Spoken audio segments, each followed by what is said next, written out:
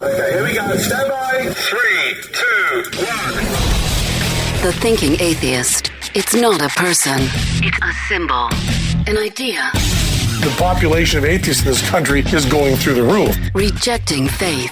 Pursuing knowledge. Challenging the sacred. If I tell the truth, it's because I tell the truth. Not because I put my hand on a book and made a wish.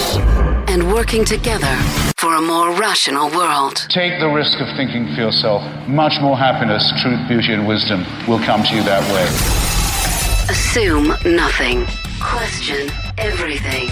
And start thinking. This is the Thinking Atheist Podcast. Hosted by Seth Andrews.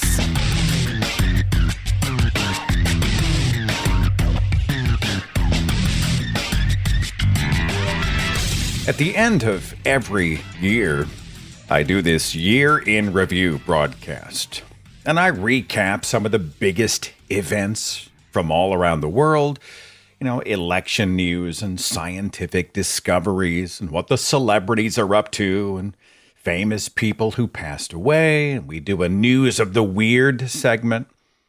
And every year when I'm prepping that particular broadcast, I always find myself navigating what is almost always an American story.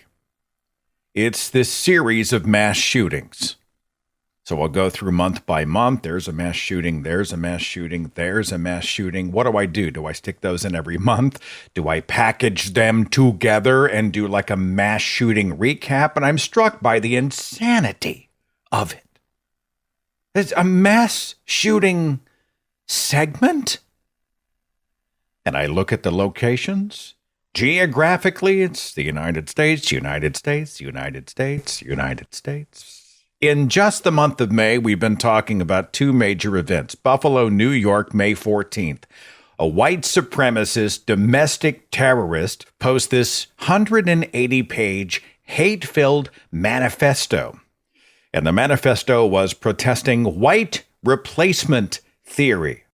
So he posts this online, and then he drives 200 miles to go and mow down 10 people. He kills 10. He injures 3 others at a Buffalo, New York supermarket, and he live streamed the whole thing. Almost all of his victims were black. Now, if you're not familiar with white replacement theory, this has been around for a long time. It's this notion that Western elites, and yes, even the Jews, are bringing in immigrants to the United States. This is part of a sinister plot to replace white people with non-whites. There is now an existential threat to white people.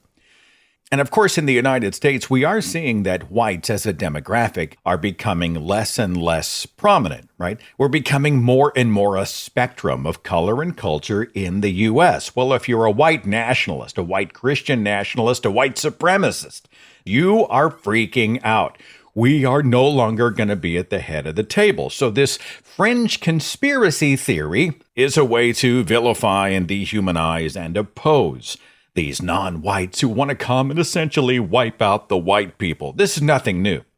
This roots back to French nationalism. We saw white replacement theory as part of Hitler's Nazi Germany in the 1930s and 40s, right? What was that other than white replacement theories? They're coming to displace and replace us. They must be destroyed, okay? They're coming to get us, so we must get them first. And that's what this killer in Buffalo, New York was thinking, and that supposedly excused his assassination, his massacre of 10 people, mostly non-whites, in New York. Well, only days later, May 24th, Tuesday, an 18-year-old shot and severely wounded his grandmother, and then he drove to Robb Elementary School in Uvalde, Texas, and executed with an AR-15 19 children and 2 teachers. He had 2 AR-15s purchased at a federally licensed store, which was 3 miles from the school. He bought the guns on 2 separate days, and he bought them legally. And the murderer was killed by police in a shootout. So here we go again. Georgia Representative Marjorie Taylor Greene tweeted This was a mental health issue and a spiritual war. Quote, "We don't need more gun control. We need to return to God."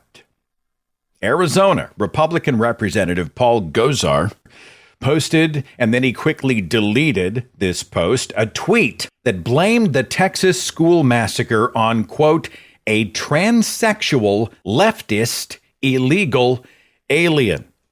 And he did this just after users on 4chan had falsely claimed that the killer was trans. Oh, and then we have Texas Senator Ted Cruz. And isn't he always a joy? He was pressed by a journalist from Sky News on gun reform after the massacre. Here's the audio. There are 19 sets of parents who are never going to get to kiss their child goodnight again. Is this the moment to reform gun laws? You know, it's easy to go to politics. But it's important. It's at the heart of the issue. I get that that's where the media likes to go. No, it's not. It's where many of the people we've talked to here like to go. The proposals from Democrats in the media, inevitably, when some violent psychopath murders people. A violent psychopath who's able to get a weapon so easily. 18-year-old with 2 AR-15s. If you want to stop violent crime, the proposals the Democrats have, none of them would have stopped this. But why does this only happen in your country? I really think that's what many people around the world they cannot fathom. Why only in America? Why is this American exceptionalism so awful? You know, I'm sorry you think American exceptionalism is awful. I think this aspect of it. You get your political agenda. No, it's honestly, God love you. Senator, it's not. I just want to understand why you do not think that guns are the problem. Why is this just an American problem? I could go on and on here. There were so many public statements by awful people saying awful things. And then they say, well, we shouldn't politicize an issue that everybody else is politicizing. When actually, one, they are also politicizing it. And how can this not be part of our political discourse? Especially seeing how American mass shootings went from an average death toll of 8 deaths per year in the 1970s to an average of 51 per year by 2019. And of course, every mass shooting is immediately followed by the same language. Thoughts and prayers. Thoughts and prayers. Our thoughts and prayers go out to the families of the victims. Pray for us. We pray for everyone. Thoughts and prayers. Thoughts and prayers. Even when President Biden made his official statement about the need for national gun reform and a changing of our ideas about this national notion of firearms, in that statement, he used the language of prayer. We pray for the families of the victims. He quoted scripture. The Lord is near to the brokenhearted and saves the crushed in spirit. Okay. On one level, I get it. I get this, okay? Having been a former religious guy, devout Christian, I get that. Biden being a devout Catholic, religious people are trained by culture and doctrine to speak their words of comfort in this way. I'm praying for you. You're in my prayers. And many times this comes from a genuine and good place. It's part of how you are, for lack of a better word, programmed to show empathy and goodwill in times of trouble. So I'm not so cynical as to dismiss everybody who says I'm praying for you, okay? They're not all just empty, lazy, insincere platitudes. Sometimes they are part of a genuine expression of goodwill. I think it's fair to say that. But if we look at thoughts and prayers from the more objective vantage, thoughts and prayers are useless. They're just useless. Just empty words. Sometimes a lazy excuse to do nothing. Oh, I'm praying for you. Well, I've actually now done something substantive. I offered up my words into the aura, into the ether, into the spiritual membrane out there, and they will then transfer to you and make some difference. It took me about 12 seconds and no actual effort, but now I can pat myself on the back because I have sent you my thoughts and prayers, right? What does this solve? What does it solve to send thoughts and prayers to the families of massacred children? Oh, look, The NRA, the National Rifle Association, released an official statement. Quote, "Our deepest sympathies are with the families and victims involved in this horrific and evil crime. On behalf of our members, we salute the courage of school officials, first responders, and others who offered their support and services. Although an investigation is underway and facts are still emerging, we recognize that this was the act of a lone, deranged criminal. As we gather in Houston, we will reflect on these events, pray for the victims, recognize our patriotic members, and pledge to redouble our commitment to making our schools secure." By the way, this is loaded language because there is a thinking among the NRA culture that the way to protect kids in school is to arm the schools, like arm teachers and superintendents and counselors. And some people think you even arm the students themselves. The solution to gun violence is more guns. That's the thinking.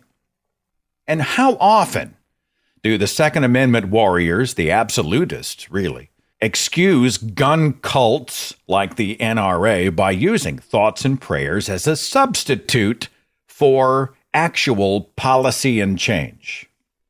Now, sometimes I think we want to put this massive problem in a box. And I've seen this out there. And I don't think it's unfair to say that there are some people who say, well, if you ban guns, we solve the problem.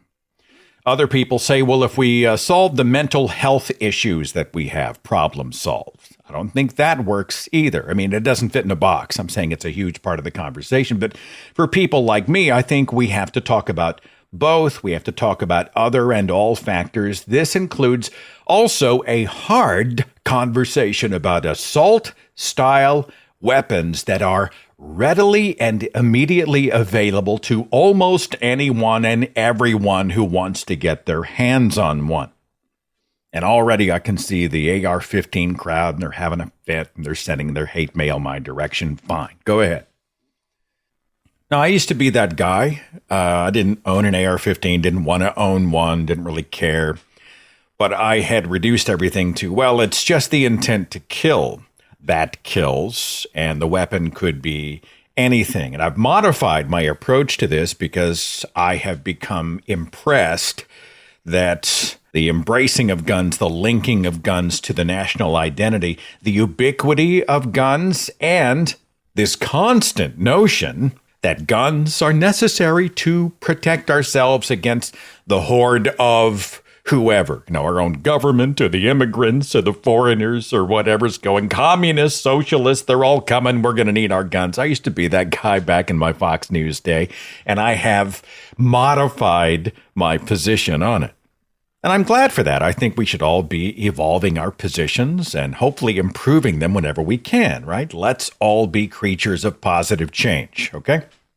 Well, on top of all the recent headlines, at Only Sky, a psychologist, his name is Lincoln Andrews, he posted an article in the wake of the suicide by gun of country music legend Naomi Judd. And he wanted to talk about gun suicides and public health. And he named me in the first few sentences of the article. That's totally fine. That's totally fair. The reason that he mentioned me is because it's public knowledge that I own 2 pistols. And I use them for target shooting on rare occasions. Okay, and I'm coming back to that. And I think he was trying to say, look, I'm not coming after everybody who's a gun owner. Seth Andrews, host of The Thinking Atheist, who I think's a reasonable guy. That's kind of how I read it. He has firearms. So I think he was trying to assuage the fears of gun-owning secular humanists. And yes, there are quite a few out there, okay? But he wanted to have a hard discussion about American notions of firearms in relation to public health and safety. So after he posted the article, I just wanted to elaborate and say clearly, I only target shoot. I am licensed and trained. I keep both weapons securely locked in a gun safe that is totally inaccessible to anybody else. I, as a gun owner, hate the NRA.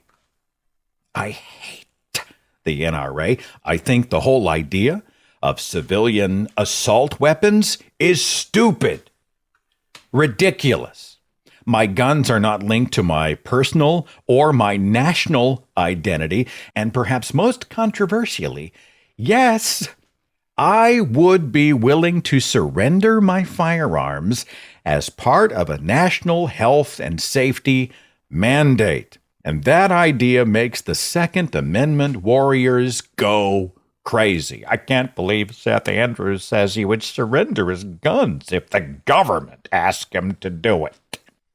Okay, well, a few years ago, when I published my book, Confessions of a Former Fox News Christian, I wrote an entire chapter about American gun culture.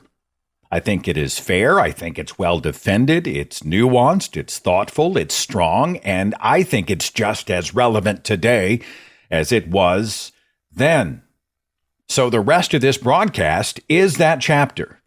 I want to play it for you in the hopes that you will listen to it fairly, that you will discuss the points I'm making, disagree with the points I'm making, have a reasonable, thoughtful, mature, adult conversation about the unique linking of guns with the American identity under the shadow of these nearly constant headlines about mass murders perpetrated with very often legally obtained AR-15s. Now, I need to take a real short break so I can read that chapter uninterrupted. Stand by. I'll be right back after this.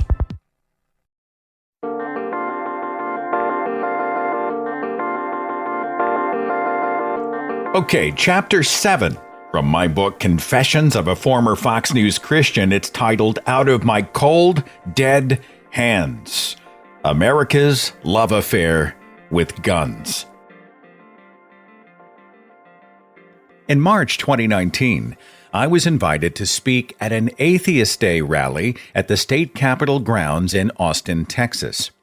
Most of the presenters were addressing state church separation and the rise of America's non-religious voting bloc.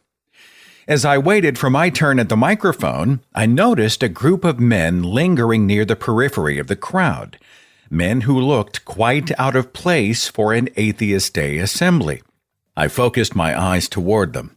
I counted 9 people between the approximate ages of 20 and 60, many of them wearing military clothing, most packing firearms, including one guy with an AR-15 slung over his shoulder. 2 men held up a large banner bearing the phrase, "Don't tread on me." All of the men were white. One of my colleagues engaged them to find out what was happening. Well, this small group had assembled at the state capitol to protest the upcoming vote on new gun safety initiatives in Texas. House Bill 316 promoted suicide prevention and a public campaign for safe gun storage. House Bill 1207 required prompt reporting of lost or stolen guns. House Bill 1208 would create a path where county courts could force the surrender of weapons. House Bill 1236 would ban even legal firearms on college campuses. And House Bill 2280 would allow for clear signage by business owners forbidding handguns in stores and offices. Apparently, this small band of demonstrators felt that these bills, which seemed perfectly reasonable to me, were an assault on their individual liberties and a violation of the U.S. Constitution's Second Amendment. Don't tread on me. The Second Amendment remains one of the most hotly debated issues in the United States, and the arguments themselves reveal how deeply guns are embedded in American notions about freedom and liberty. The Second Amendment of the Constitution declares, "A well-regulated militia being necessary to the security of a free state, the right of the people to keep and bear arms shall not be infringed." America has long cradled its firearms with more guns than citizens. Handguns, shotguns, rifles, semi-automatics, fully automatics. More than 11 million new firearms are manufactured every year, not including those made for the military. I'm included in U.S. gun statistics. I have 2 pistols of my own. There are a lot of misconceptions about American gun owners. the laziest one lumping all of them into a giant rusty pickup truck with a Confederate flag flapping from the antenna. The internet is loaded with videos of unqualified, reckless, or outright dangerous people pulling the trigger on some unfortunate outcome. And while those alarming examples do exist, they often have the effect of drawing the big picture in caricature. It seems unbelievable to many, but there is a huge percentage of gun owners that abhors violence, received proper firearms training, uses every safety precaution, and treats deadly weapons with the care and respect they deserve. Their guns are for recreation and or for home protection in controlled environments, purchased legally and handled with temperance. Many gun owners even refuse to hunt, opting for paper targets at a local shooting range. And, believe it or not, many American gun owners hate the National Rifle Association. I was 30 years old when the NRA knighted its newest leader, the legendary actor Charlton Heston. Heston's Hollywood resume was long and distinguished, with his most famous roles in big-budget Bible epics like Ben-Hur and the Ten Commandments.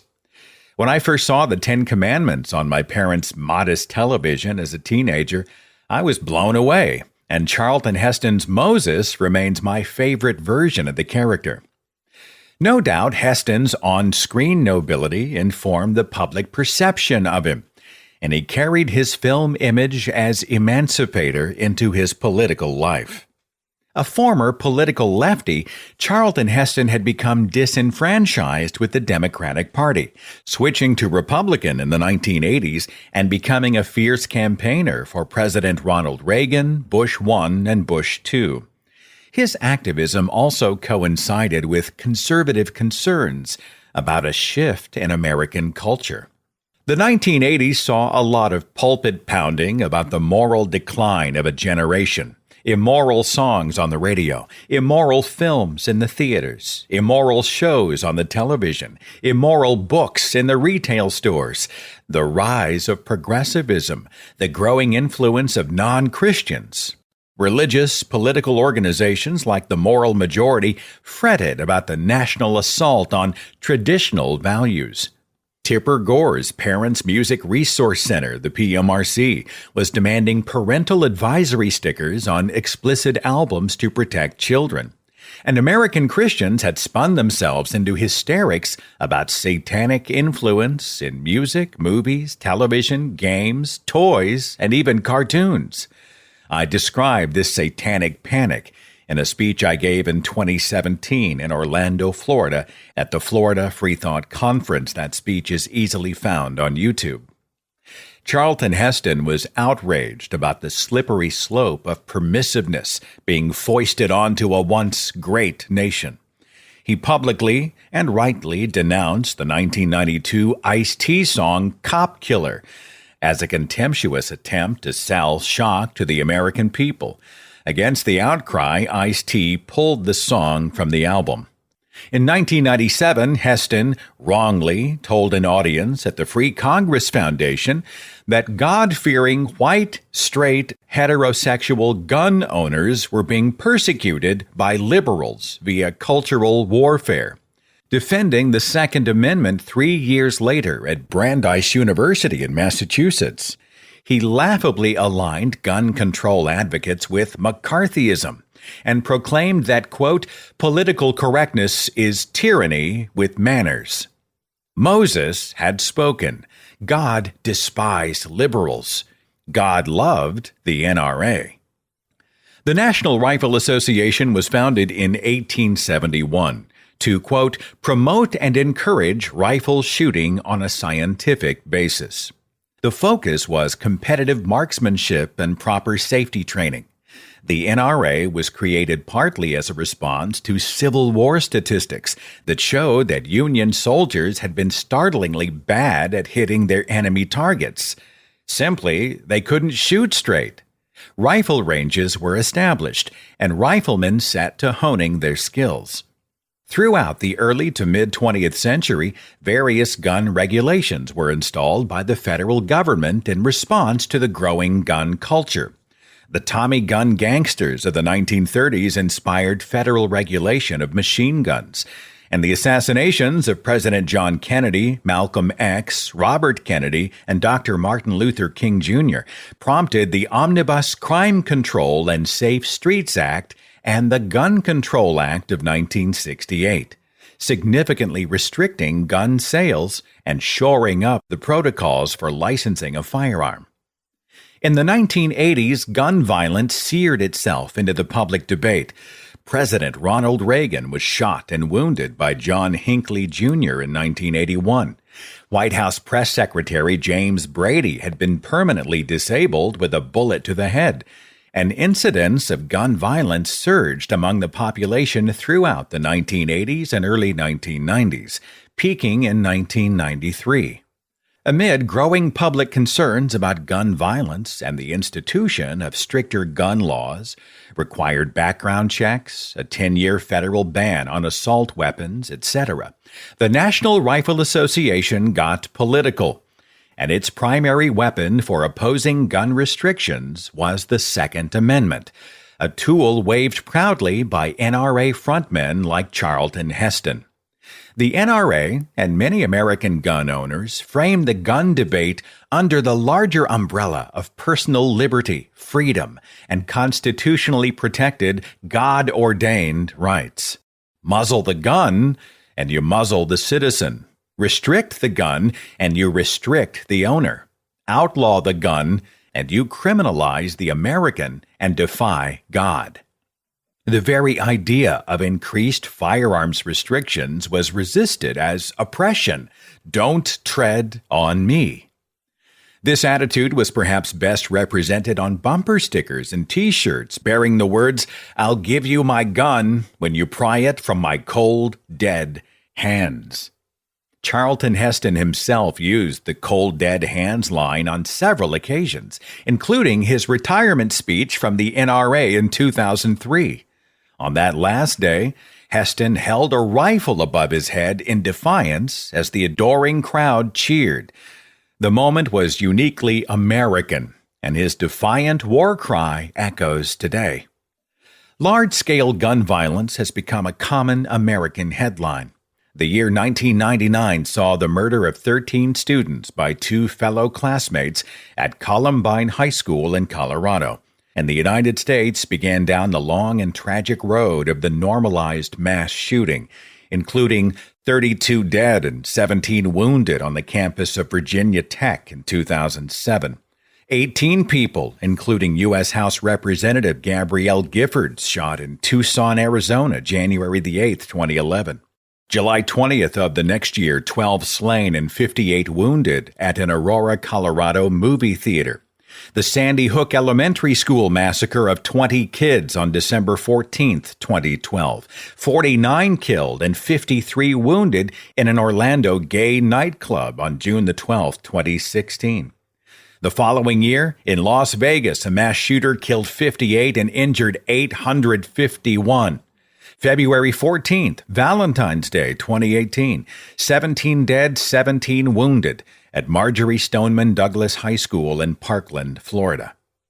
After the August 4th, 2019 mass shooting in Dayton, Ohio, killing 9 and injuring 17, Fox News host Sean Hannity offered his own solution to America's mass shooting problem: more guns. On the day after the murders, Hannity proposed that schools and retailers surround their facilities with ex-police and retired military personnel. Quote, "They should be on the floor of every school." Hannity suggested that we compensate these armed guards by exempting them from income, state, and federal taxes. He'd suggested a similar plan in 2018 after the Parkland shooting. Hannity rebuffed all notions of gun reform as an infringement on the rights of hundreds of millions of Americans. This good guy with a gun reasoning was ostensibly validated on December 28, 2019, after Keith Thomas Connunen opened fire at West Freeway Church of Christ in White Settlement, Texas, and was shot dead by the church's head of security, who was armed. 2 parishioners had been killed, but gun advocates declared that things could have been much worse, and they rallied around the Texas case as a real-world example proving the necessity of protective firearms. Strangely, nobody seemed interested in the larger question surrounding that tragic day. Why would a house of omnipotent God require armed security? And why did God not protect his own children against the evil assassin? Deuteronomy 31:6 promises he will never leave you or forsake you. Isaiah 54:17 proudly proclaims to the faithful that, quote, no weapon formed against you shall prosper. Psalm 46:1 calls God our refuge and strength, an ever-present help in trouble. The New Testament book of 2 Thessalonians promises that the Lord is faithful, and he will strengthen you and protect you from the evil one. Now, I'm not trying to build a soapbox upon the caskets of the dead, but I feel compelled to examine the contradictory notions of divine protection and the carrying of guns for personal defense. The biblical God has unlimited ability, as declared in Jeremiah 32:17. Ah, sovereign Lord, you have made the heavens and the earth by your great power and outstretched arm. Nothing is too hard for you. God's children rest in the cradle of his embrace and are commanded, do not be anxious about anything, but in every situation, by prayer and petition, with thanksgiving, present your request to God. And the peace of God, which transcends all understanding, will guard your hearts and your minds in Christ Jesus. That's Philippians 4, verses 6 and 7. Now, contrast pulpit proclamations about protection and peace against the rampant fear that seems to permeate Christian culture. Believers lay claim to God's ever-present help in trouble, even as they lock their doors, install their home alarm systems, monitor their security cameras, prime their mace cans, and load their firearms. The divinely protected avoid the dark alley, the stranger, the sketchy situation. Despite all the lofty talk about ever-present help, they warily behave as if calamity could strike at any moment. For all practical purposes, they act like non-believers. The contradictions continue among gun advocates who trumpet the global superiority of their great nation and its military, while simultaneously warning that they might someday have to revolt against it. They brandish their guns as a safety measure against tyranny. In March of 2018, National Rifle Association liaison Shannon Alford said as much to USA Today, quote, the Second Amendment is not about hunting. It is not about competitive shooting. The Second Amendment is about self-defense. It's about being able to stop people who would do you harm, whether that's a criminal or the government. Alford spoke in advance of the National March for Our Lives rallies, anti-gun demonstrations organized by surviving students of the Parkland shooting. Those rallies drew more than 2 million participants. In response, National Rifle Association television host Grant Stitchfield called the protesters radicals with a history of violent threats, language, and actions, further propagating the claim that gun control advocates and even victims were dangerous to American liberty. These sentiments are echoes of politicians like Oklahoma Senator Tom Coburn, who declared, quote, the Second Amendment wasn't written so you can go hunting. It was to create a force to balance a tyrannical force here. It's a strange rallying cry, isn't it? The United States is the greatest nation, and we have to protect ourselves from it. As an exercise, let's allow that the militia crowd has a valid argument. Let's decide that everyday citizens might someday have to rise up in arms against their own government after a coup. Let's accept the claim that the president and both houses of Congress would collude in tyranny against the whole of the American population, and that 1.2 million active military men and women would then follow suit, denying all conscience, turning on their American brothers and sisters, and gliding into lockstep as revolutionaries. Even if those ridiculous ideas were true, the common American gun owner would face absolute extermination. These small bands of armchair warriors would discharge their puny Glocks and Remingtons into a billions of dollars blitzkrieg of war technology that could melt whole nations to glass. They'd make George Custer look like General William Halsey. Their defeat would be quick, humiliating, and total. What drives this lousy argument in defense of firearms? Well, I'm not clairvoyant, but I can assess the disposition and the claims of the NRA crowd, and I can crawl back into the attitudes of my youth with some objectivity. My parents had guns in the home, but we weren't avid shooters. My father and I would occasionally target soda cans with his .22 rifle, and he owned a .410 shotgun. My mother had a small caliber handgun hidden in her bedroom closet, but I never saw her carry a pistol until she took one out of her purse to show it off about 15 years ago. It was unloaded. She was nervous about accidental discharge, and I stared blankly as she fumbled for over a minute to find the stray bullets tumbling around the bottom of her handbag. Apparently, her gun would come in handy if she were ever mugged by a sloth. At the time, she was a retired woman in her 60s, but she had long supported personal firearms for protection. Her world always seemed a dangerous one, and she felt empowered by the hardware. Her gun was also a statement, a defiant demonstration of her Second Amendment liberties. For many years, I assumed her attitude on the subject. Now, for just a moment, let's go back in time to examine American firearms during the time that the Second Amendment was instituted. Let's assess an 18th century framework for a well-regulated militia. It was the time of the Revolutionary War. It was the time of the Pennsylvania long rifle, the famed firearm of pioneer Daniel Boone. Before every pull of the trigger, black powder would be poured from a horn into a charger, and the bullet, which was a lead ball the size of a pea, would be wrapped in a greased patch and rammed down the barrel. Loading was difficult, and the powder often clogged the barrel.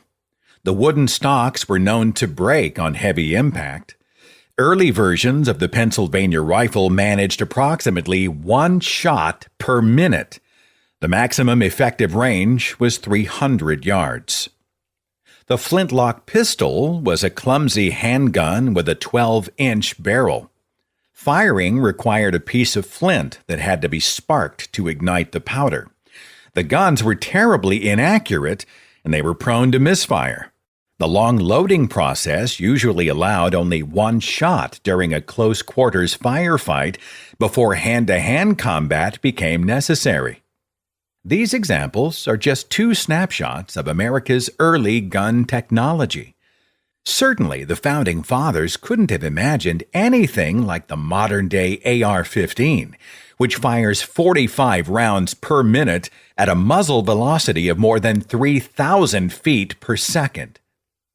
Also, colonial militias existed during a fluid and volatile time in America's history, as Great Britain waged war against this new nation.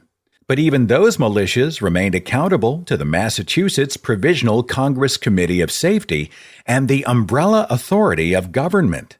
They were not intended to unleash autonomous farmers pointing rifles toward fellow citizens at their own discretion.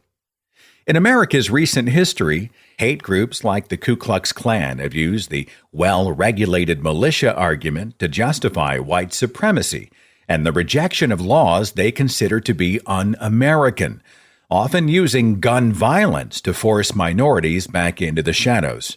The far-right militia group, the 3%ers, is an anti-government organization founded during the tenure of President Barack Obama, its name referring to the 3% of American colonists who fought the British during the Revolutionary War. The 3%ers reflect a common militia claim that Democratic presidents, left-wing radicals, and even the United Nations seek a new world order, a world without borders or national sovereignty.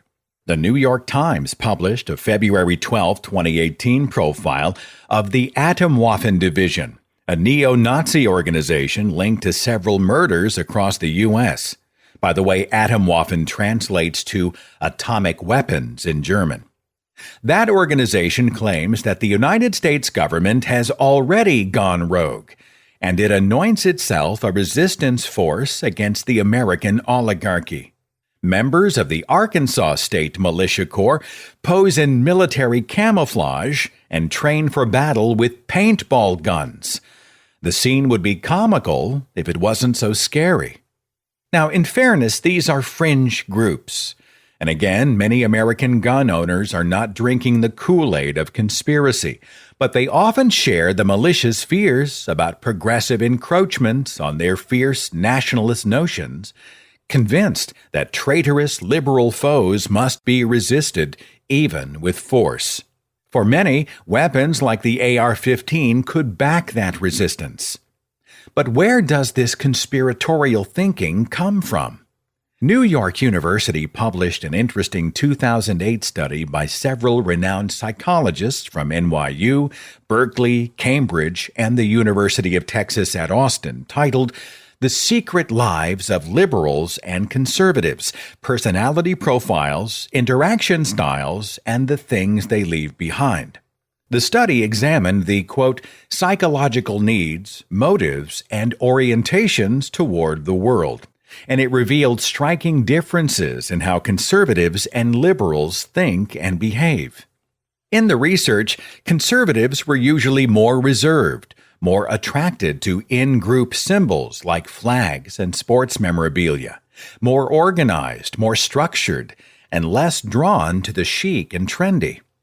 They also had a greater tendency toward xenophobia, the fear of outsiders, a trait that attracted many to the strong nationalist rhetoric of Donald Trump. Trump's America was one of protective walls and distrust of the immigrant. Trump attempted the Muslim ban and would consider registering Muslims in a national database. His America was reflected in right-wing magazines like The New American, which ran the story, "Will Migrant Caravan Kill Your Child with Disease?" Fox and Friends host Brian Kilmeade helped to propagate those fears by asking his guest David Ward about possible danger. Ward replied, quote, "They're coming in with diseases such as smallpox and leprosy and TB that are going to infect our people in the United States." By the way, smallpox was globally eradicated in 1980.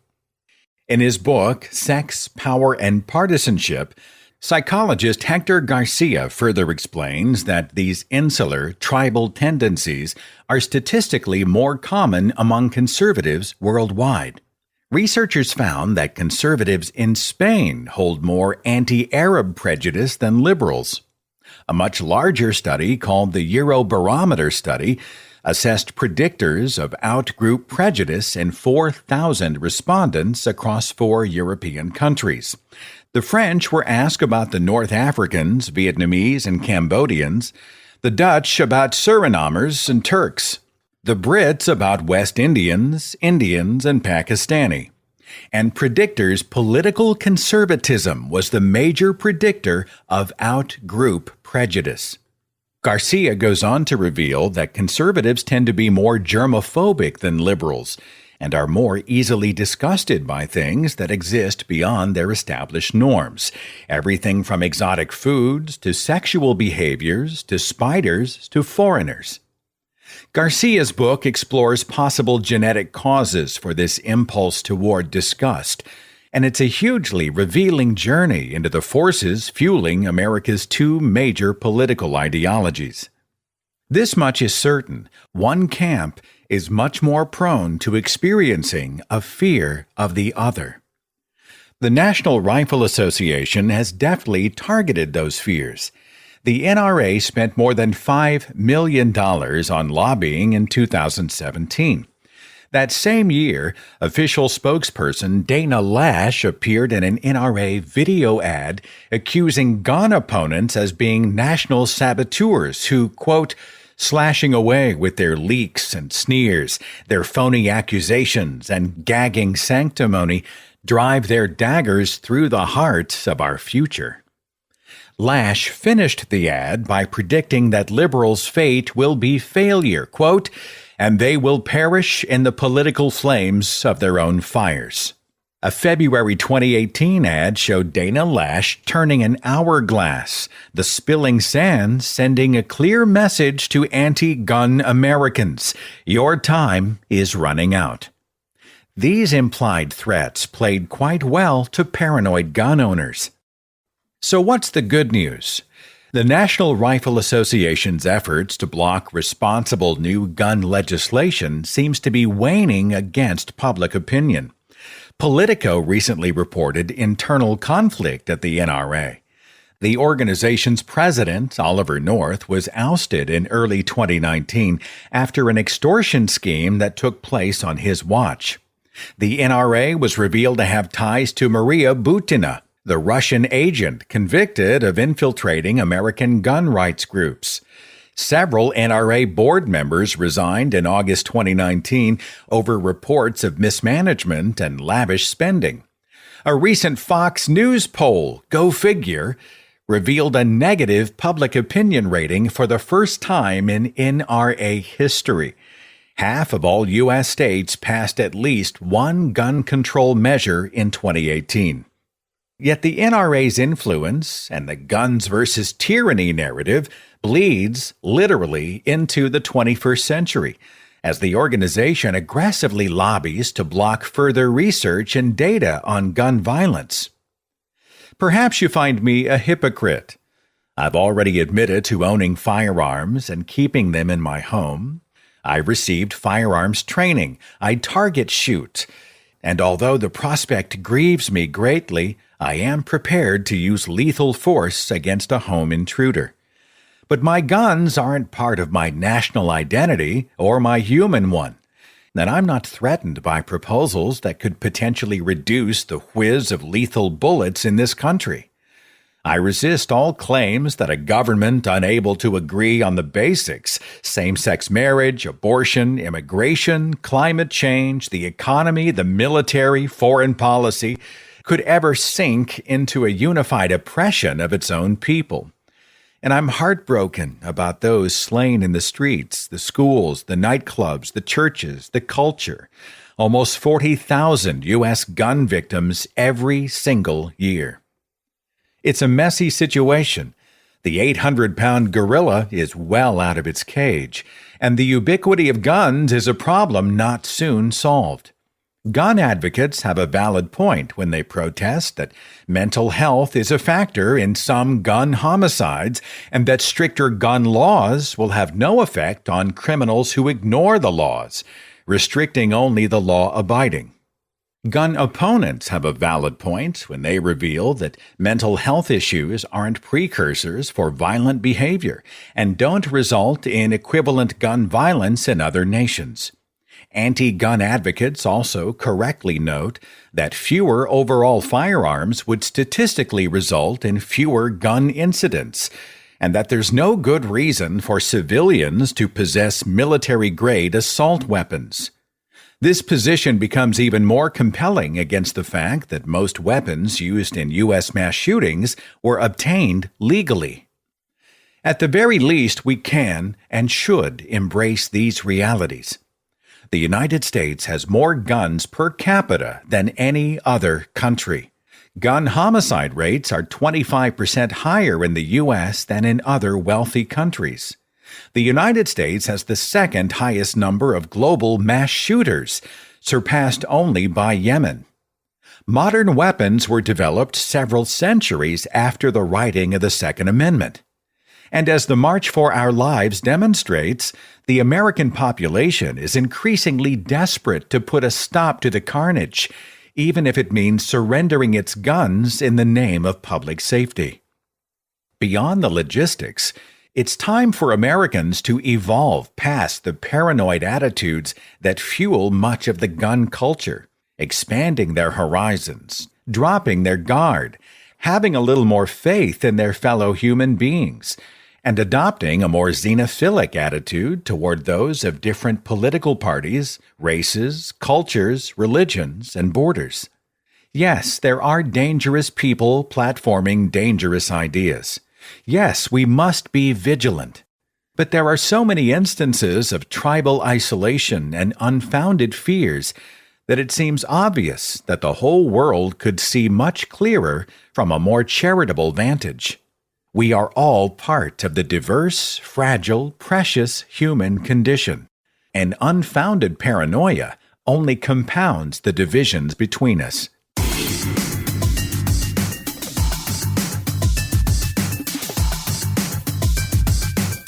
Okay, that's just my take on firearms. I hope this has provided fodder for discussion. Let us discuss, let us exchange ideas in good faith, and work towards solutions to our many, many problems when it comes to gun violence, and I hope we can certainly do so in good faith. Thank you so much for listening. I'll see you back here next time. Follow The Thinking Atheist on Facebook and Twitter for a complete archive of podcasts and videos, products like mugs and t-shirts featuring the Thinking Atheist logo, links to atheist pages and resources, and details on upcoming free thought events and conventions. Log on to our website, thethinkingatheist.com.